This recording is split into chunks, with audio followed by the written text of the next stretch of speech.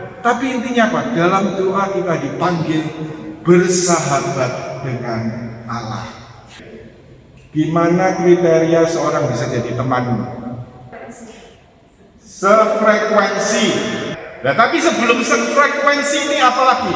Apa yang harus kamu lakukan? Sering ngobrol. Ini yang cari jawabannya ya. Jadi orang bisa jadi sahabat. Ya tadi sefrekuensi, lalu kemudian artinya apa? Sering ngobrol, sering ketemu. Ya ketemu entah di dunia maya, entah ketemu di dunia nyata ya. Sering ngobrol, sering ketemu, sering kontak, akhirnya bisa menjadi sahabat. Hal yang sama juga dalam hubungan dengan Tuhan. Mari kita lihat pengertian doa batin yang dinyatakan Santa Teresa Avila. Jadi apakah doa batin? Sebenarnya kalau kita bicara panjang lebar berikut, intinya hanya ini, kalimat ini. Mari kita baca bersama-sama. Doa batin menurut pandangan saya adalah percakapan yang akrab antara dua orang sahabat dan percakapan yang sering dilakukan dengan dia yang kita tahu dia mengasihi kita. Ya. Diambil dari buku riwayat hidup bab 8 artikel kelima. Jadi intinya apa? Doa batin ini secara sederhana sebenarnya apa? Koncoan sama Tuhan. Sering ngobrol sama Tuhan, atau ya sering hangout sama Tuhan. Waduh, luar biasa ya. Hangoutnya bukan hanya dengan teman-teman, tapi ini hangoutnya sedang sama Tuhan. Ya.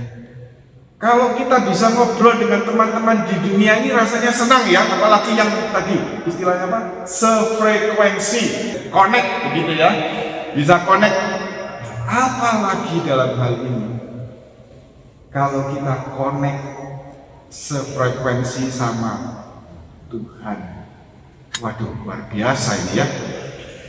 Jadi dalam hal ini satu hubungan pribadi dengan Allah, pertukaran antara dua cinta, yaitu cinta Allah kepada kita dan cinta kita kepada Allah. Dan kalau kita lihat di sini, ya, sebenarnya temanya hanya yang saya ini beri warna beda nih, kuning ini, ya. Percakapan antara dua sahabat, ya. Percakapan yang akrab, percakapan yang mesra antara Allah dan kita. Allah yang mengasihi kita. Allah mengasihi kita, dan memang ini selalu butuh jawaban.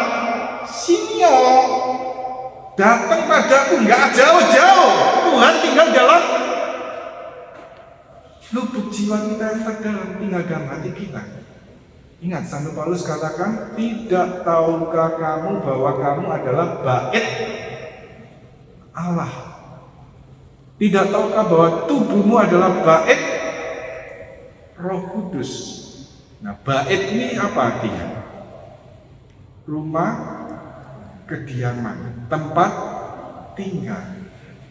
Katakan kiri kanan Anda, kamu adalah bait Allah, seperti dikatakan Santo Paulus tadi. Coba, kamu adalah bait Allah. Katakan dengan serius dong, kamu adalah bait Allah dengan yakin. Ini Pak Santo Paulus yang mengatakan, ya kamu adalah bait Allah. Ya, jadi setiap kita bait Allah, kita diciptakan karena Yesus ikut ambil bagian, ya berpartisipasi karena jasa dan penebusan Kristus. Setiap kita dijadikan bait Allah. Ini luar biasa ya. Dan kita dipanggil untuk bersahabat dengan Allah. Ya sebenarnya apa yang kita pelajari ini sebenarnya sesuatu yang seharusnya menjadi kehidupan kita menjadi seorang Katolik. Karena sakramen baptis kita menerima rahmat pengudus. Rahmat pengudus ini apa? Rahmat yang menjadikan kita anak Allah. Dan lebih dalam lagi di sini apa? Rahmat yang mengundang kita untuk persahabatan dan persatuan dengan Allah. Amin. Anda mau jadi sahabat Tuhan? Amin. Amin. Ya. Jadi ini sebenarnya sungguh-sungguh satu hal yang indah ya dari apa yang kita terima dalam sakramen baptis. Tapi sayangnya ya, kadang-kadang banyak orang Katolik ini kurang menyadari kekayaan rohani yang Tuhan berikan. Saya sering ada seorang imam ya, bapak pendiri kami ya, dari komunitas kami selalu katakan orang Katolik ini seperti ayam yang mati di dekat lumbung beras. Nah, konyol ya, ayam mati. Padahal ayam ini suka beras enggak? Suka beras kan? Tapi mati di dekat lumbung beras. Atau mungkin mati di dalam lumbung beras. Kenapa? Tidak kenal imannya. Tidak kenal kekayaan rohani yang Tuhan sediakan. Malam ini setiap kita diundang Tuhan untuk kembali, untuk menyadari bahwa rahmat sakramen baptis ini, setiap kita dijadikan anak Allah, setiap kita diundang untuk masuk dalam persahabatan dengan Allah. Dan sederhana, syaratnya tadi, sering ngobrol bareng sama Tuhan. Percakapan mesra antara dua sahabat yang kita tahu dia ini mengasihi kita, ya.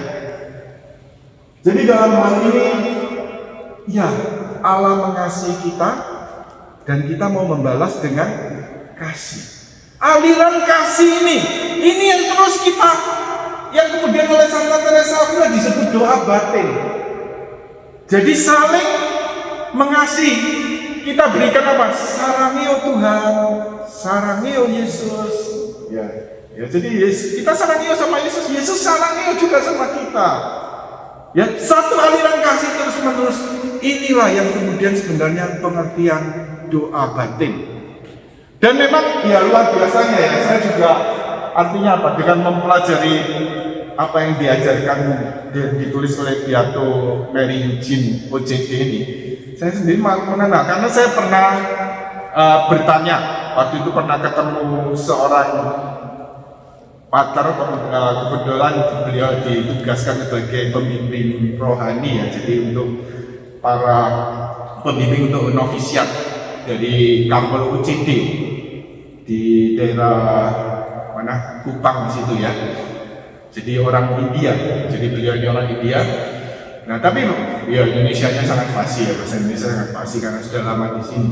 Waktu itu saya pernah tanya, loh pater, kalau UCD ini, jadi Karmel UCD ini kalau doanya sehari-hari, kalau doa hening itu doa apa?